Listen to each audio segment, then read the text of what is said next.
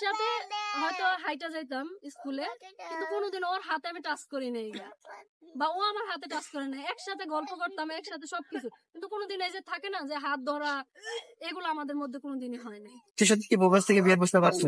অনেক অনেক বাংলাদেশে অনেকে বিয়ে করতে চাইছে, কিন্তু আমি রাজি নই। সেখানে বিয়ে না করে এই যে বাচ্চা, এই যে বউ, পুলিশিন থাকা সত্ত্বেও কেন বেড়া লাগাইলেন?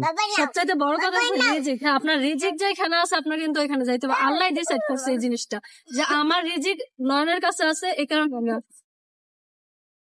আর আমি ওরে ভালোবাসতাম, এটা তো হয়তো আমি অনেক ইন্টারভিউতে বলছি।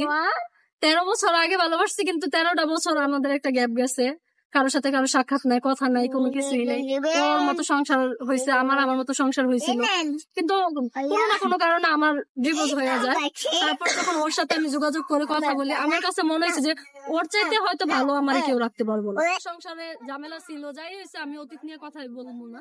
মানুষে কেউ 100% সঠিক না, তবে আমি এটা গ্যারান্টি দিতে পারি যে নেক্সট টাইম আমার হাজবেন্ড ছাড়া আমার জীবনে অন্য কোনো পুরুষ আসবেন। আমাদের একদিন করে ভাগ করে দেওয়া আছে, আর বাংলাদেশের মেয়েরা মানতে পারে না কেন, এটা আমার কাছে যতটুকু মনে হয় আসলে তারা স্টার জলসা বা জি বাংলা দেখে ইন্সপায়ার হয়েছে। কারণ এই যে বলে স্বামীর ভাগ কাউকে দেওয়া যায় না, এই কথাগুলো স্টার জলসার জি বাংলা থেকে আসা।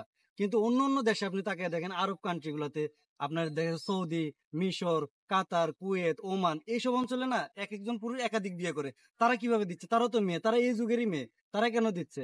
আসলে তারা ওই যে স্টার জলসা দেখে না, আমাদের বাংলাদেশের মেয়েরা স্টার জলসা দেখে বেশি, এই জন্য বলে স্বামীর ভাগ দেওয়া যাবে না। তাহলে তারাও তো মেয়ে, তারা কিভাবে দিচ্ছে? বরঞ্চ সৌদিতে যদি কেউ বিয়ে করতে চায়, তার বড় বউ সে নিজে তার মানে মেয়ে পছন্দ করে তার স্বামীকে বিয়ে দিয়ে দেয়। কারণ তারা সঠিকভাবে, যেহেতু আমরা মুসলিম, তারা কি করে তাদের এই ধর্মটাকে তারা প্রাধান্য দিয়ে তারা এই জিনিসটাকে ওইভাবে অত হাইলাইট করে না। বাংলাদেশে যেরকম স্বামীর ভাগ দিতে পারবো না, স্বামী বাড়িতে আসলে কোপায় ফেলাবো, দরকার বাঘের মুখে তুলো, কত রকমের কথা, কিন্তু ওই দেশের মেয়েরা বলে না। কেন বলে না? কারণ তারা তাদের ধর্মটাকে প্রাধান্য সবচেয়ে বেশি দেয়। আর আমাদের ধর্মে তো 4টা বিয়ে করার নিয়ম আছে ছেলেদের, আল্লাহ তাআলা কোরআনে 4টা বিয়ের আদেশ দিছে। তো 4টা বিয়ে করা এটা ছেলেদের মৌলিক অধিকার, ঠিক আছে?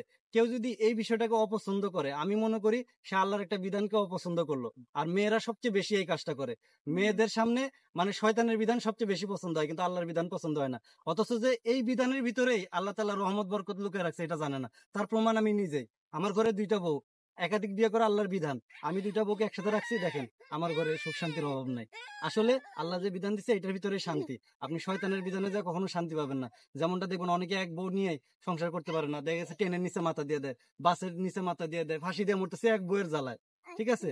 আসলে এখানে বউটা মেটার না, এটা মেটার হচ্ছে আপনি কতটুকু স্যাক্রিফাইস করতে পারেন, আপনার ভিতরে কতটুকু ইনসাফ আছে, এবং আপনি আল্লাহ তাআলার বিধানগুলোকে কতটুকু মেনে নিচ্ছেন। আমরা যে 100% মানি এটা আমরাও বলি না, তবে আমরা চেষ্টা করি। আর চেষ্টা করি। সোশ্যাল মিডিয়া আপনারা এখন ভিডিও বানান, তো কোনো ক্ষেত্রে যদি দেখা যায় যে আপনার 2 বউ ভাইরাল হয়ে গেল, ভাইরাল হওয়ার তারা এখন সেলিব্রিটি বড় ধরনের, তারা দুজনই আপনাকে রেখে যে যার মতো সেপারেটে চলে গেলে আপনার কাছে কি?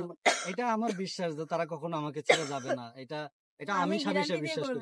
আসলে যেহেতু আমি সংসার করতেছি, তাদের মন মানসিকতা সম্পর্কে আমার বেশি ধারণা আছে, সেই জায়গা থেকে আমি এটা বলতে পারি যে তারা কখনো আসলে ভাইরাল হলে যে চলে যাবে, বিষয়টা এরকম না। কারণ এরকমই যদি হইতো, আমার ছোট বোন কিন্তু অনেক বড় বড় জায়গা থেকে বিয়ের প্রস্তাব আসছে, অনেক প্রবাসীরা তাকে বিয়ে করতে চাইছে, তার যখন ছাড়াছাড়ি হয়েছে, তার ফ্যামিলি থেকে বিয়ের জন্য চাপ দিছে, কিন্তু আসলে সে যায় নাই।